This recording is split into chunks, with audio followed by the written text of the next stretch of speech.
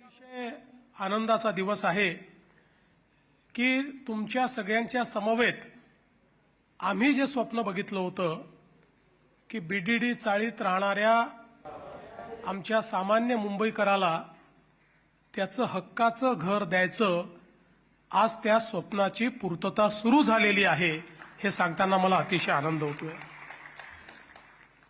मगाशी बीडीडी चाळीचा इतिहास आपण बघितला, 1920 पासनचा हा सगळा इतिहास, आणि या बीडीडी चाळीनी अनेक सामाजिक आंदोलनं बघितली, राजकीय आंदोलनं बघितली, स्वातंत्र्याची चळवळ बघितली।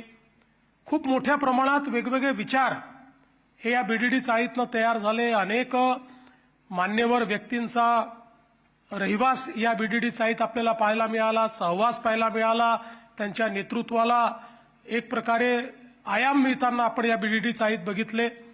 या 100 वर्षामध्ये जर बीडीडी चाळीचा इतिहास जर आपण पाहिला तर आता तर आपण त्यातला बराचसा भाग पाडलेला आहे, पण या चाळीच्या भिंतीमध्ये इतक्या वेगवेगळ्या प्रकारच्या कथा कहाण्या त्या ठिकाणी दडलेल्या आपल्याला पाहायला मिळतात। अनेक परिवारांचं दुःख, त्यांचे आनंद हे त्या ठिकाणी दडलेले पाहायला मिळतात। अनेकांच्या जीवनामध्ये झालेली प्रगती आपल्याला पाहायला मिळते, काही लोकांच्या जीवनातली दुःखाची झालर देखील त्याच ठिकाणी आपल्याला पाहायला मिळते। 3-3 पिढ्या 4-4 पिढ्या राहिलेले लोक त्या ठिकाणी आपल्याला पाहायला मिळतात। आणि म्हणून या केवळ चाळी नाहीत तर मुंबईच्या सामाजिक आर्थिक परिवर्तनाचा एक जिवंत इतिहास म्हणून बीडीडी चाळीकडे आपल्याला पाहता येईल, अशा प्रकारच्या बीडीडी चाळी होत्या। आणि म्हणूनच सातत्याने इतक्या वर्षानंतर बीडीडी चाळीचा पुनर्विकास झाला पाहिजे अशा प्रकारची मागणी यायची, त्या संदर्भात चर्चाही व्हायची। खरं तर आमचा बीडीडी चाळीशी संबंध असा आला की आमचे नेते माननीय गोपीनाथरावजी मुंडे यांनी बीडीडी चाळीत राहणारे जे आमचे पोलीस आहेत त्या पोलिसांना हक्क मिळाला पाहिजे म्हणून मोर्चा काढला होता। नंतरच्या काळामध्ये मी देखील त्या ठिकाणी आमचे सुनील राणे होते, त्यांच्या समवेत बीडीडी चाळीमध्ये मोर्चा काढला होता। याच वरळीच्या बीडीडी चाळीच्या अंगणामध्ये आमची मोठी सभा झाली होती माझी, आणि त्यावेळेस आपण अनेक मागण्या म्हणजे बीडीडीच्या पुनर्वसनाच्या मागण्या, पोलिसांच्या हक्काच्या मागण्या या त्या ठिकाणी बीडीडी चाळीमध्ये मांडल्या होत्या। पण खरं म्हणजे ती सभा झाल्यानंतर काही लोकांच्या घरी जाण्याची मला संधी मिळाली किंवा तो प्रसंग आला, आणि त्यावेळी मी बघितलं की बीडीडी चाळीमध्ये 30 वर्ष 40 वर्ष 50 वर्षापासून राहणारे लोक कशा अवस्थेमध्ये राहत आहेत। अतिशय वाईट अशा प्रकारची ती अवस्था होती। सिलिंग खाली पडत होतं, ती एक रूम होती, काही नुसते पडदे लावलेले होते।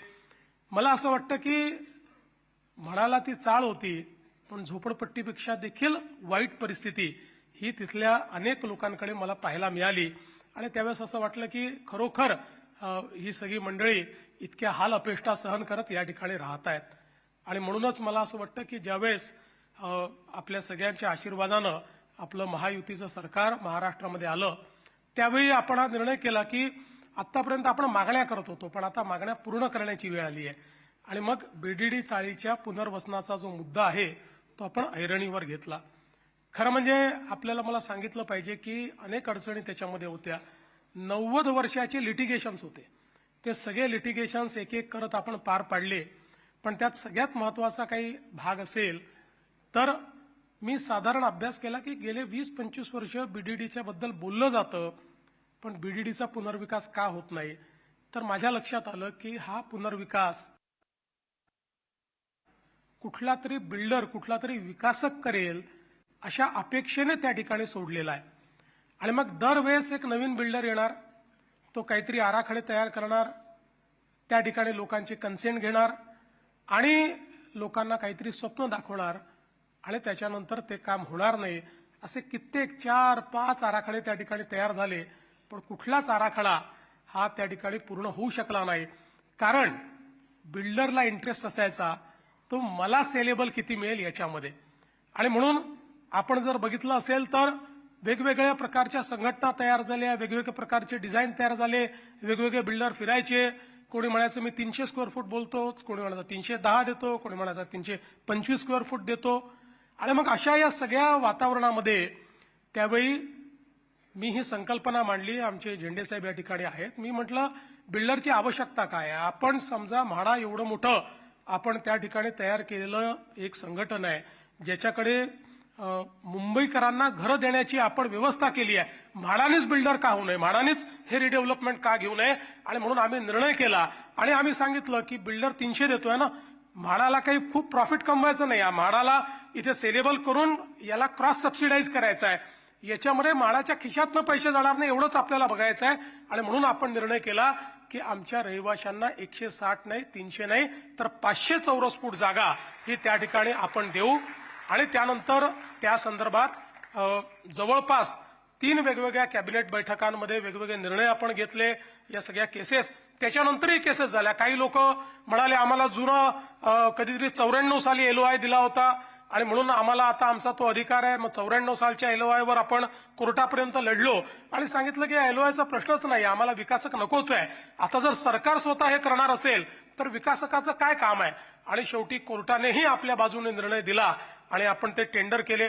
आणि मला सांगताना आनंद वाटतो की मी त्यावेळेस सांगितलं होतं, आपण जर या ठिकाणी जबाबदारी आपल्याकडे घेतो तर म्हाडाचं रेप्युटेशन हे खूप चांगलं आहे असं नाही आहे. काही ठिकाणी आपण चांगलंही काम केलं आणि काही ठिकाणी वाईटही काम केलंय.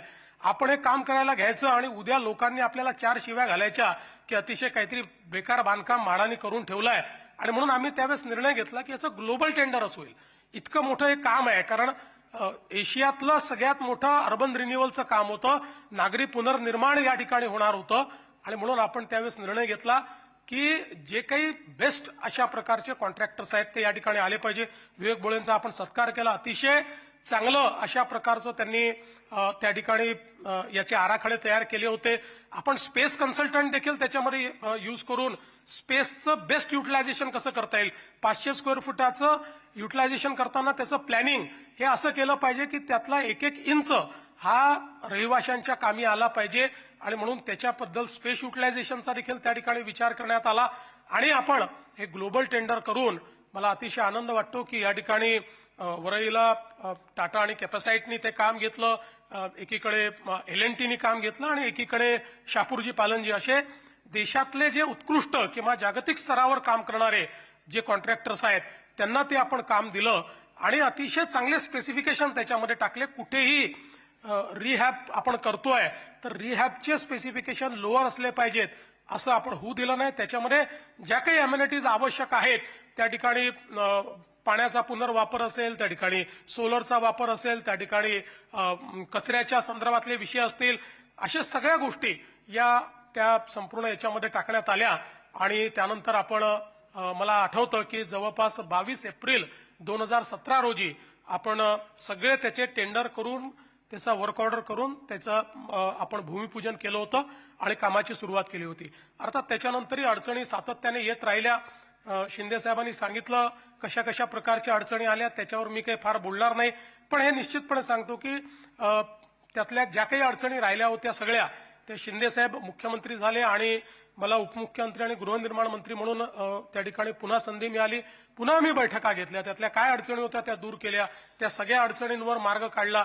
आणि शिंदे साहेबांनी देखील त्या ठिकाणी सांगितलं की आपल्याला हे वेगाने करायचं आहे, त्याच्यामुळे जी काही त्याच्यामध्ये आपल्याला काही अधिकता करायची असेल, काही म्हाडाला 2 पैसे जास्त खर्च करावे लागले तरी त्याच्याकडे दुर्लक्ष करा, पण हे काम आपल्याला वेगात केलं पाहिजे.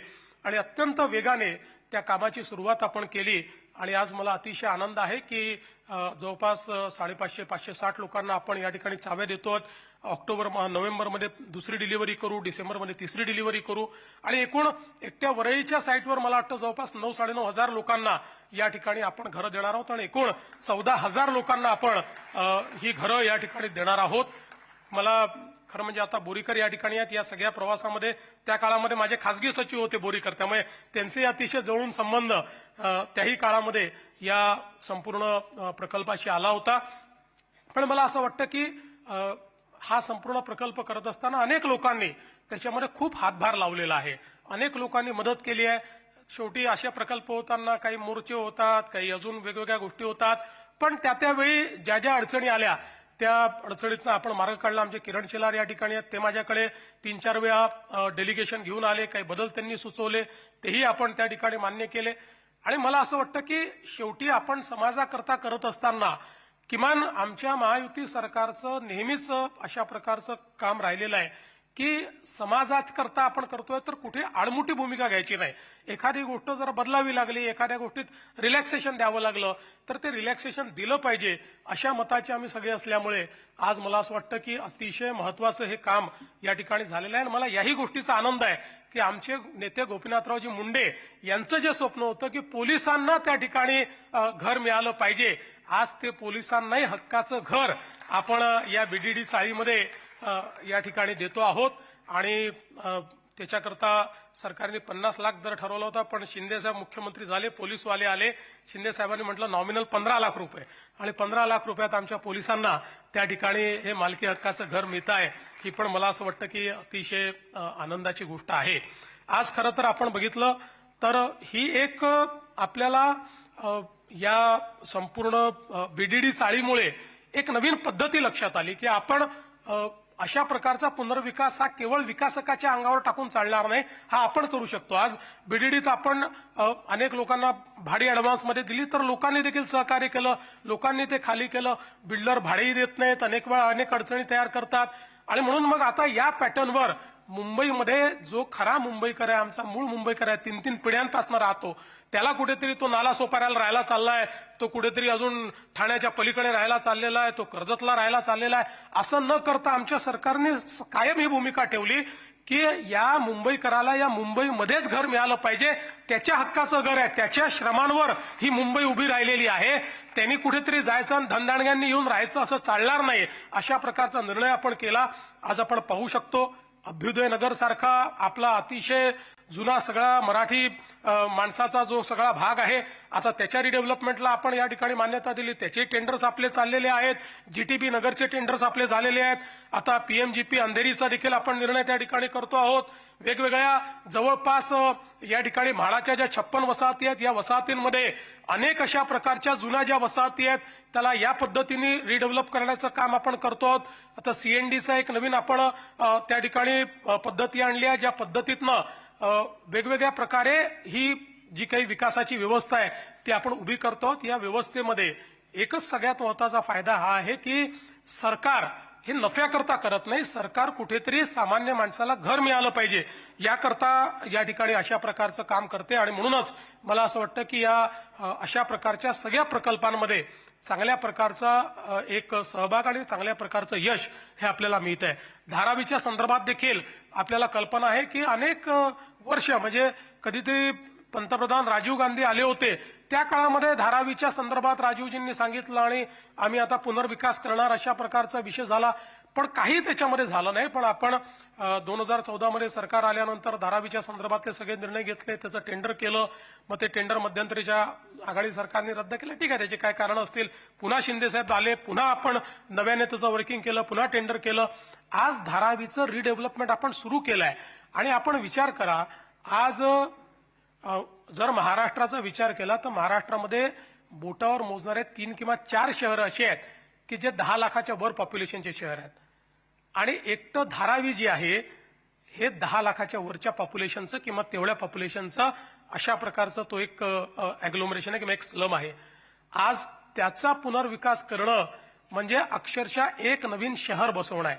आणि अतिशय चांगल्या पद्धतीने आणि धारावीचा पुनर्विकास करताना आम्ही हा निर्णय केला की पात्र अपात्र विशेष ठेवायचा नाही, कारण शेवटी इतक्या मोठ्या प्रमाणात अपात्रांना जर आपण काढलं, कुठेतरी जाऊन झोपडपट्टीच बसवणार, त्यापेक्षा त्यांना आपण कोर्टाची अडचण होती तर कोर्टातनं मार्ग काढून त्यांनाही आपण रेंटल हाऊसिंगमध्ये घर देऊ आणि 12 वर्षाने ते घर त्यांच्या नावाने करू. अशा प्रकारे सर्वांना पात्र करून आज धारावीचं काम आपण सुरू करतो. आणि धारावीमध्ये सगळ्यात महत्वाचं हे आहे की जो पात्र आहे त्याला त्याच ठिकाणी पूर्ण आपण त्याचं पुनर्वसन करतोय, त्याला चांगल्या प्रकारे त्या ठिकाणी सगळ्या सुविधा देतो. आणि या सगळ्या सुविधा देताना धारावीचा विचार आम्ही या प्रकारे केला की धारावी ज्यावेळेस त्याचा पहिला प्लॅन आपण घेऊन बसलो होतो त्यावेळेस मी सांगितलं की धारावीला केवळ एक झोपडपट्टी समजू नका, धारावी हे आर्थिक विकासाचं केंद्र आहे. ज्या प्रकारच्या आर्थिक गतिविधी धारावीमध्ये चालतात त्या कदाचित कुठल्या एखाद्या इंडस्ट्रीयल क्लस्टरमध्ये देखील चालत नाही. धारावीमध्ये चालणारं चामड्याचं काम, तिथलं पॉटरीचं काम, तिथलं खाद्य संस्कृतीचं काम, तिथे वेगवेगळ्या प्रकारच्या आर्टिफॅक्ट्सचं काम इतक्या मोठ्या प्रमाणात धारावीमध्ये होतं की ते जर आपण त्या ठिकाणी त्याचं जे काही एक नेचर आहे ते जर आपण बदललं आणि याला नुसतं लोकांना घरं देतो म्हणून सांगितलं, धारावी कधीच यशस्वी होणार नाही. या घरांसोबत त्यांचा व्यवसाय जोडला, या घरांसोबत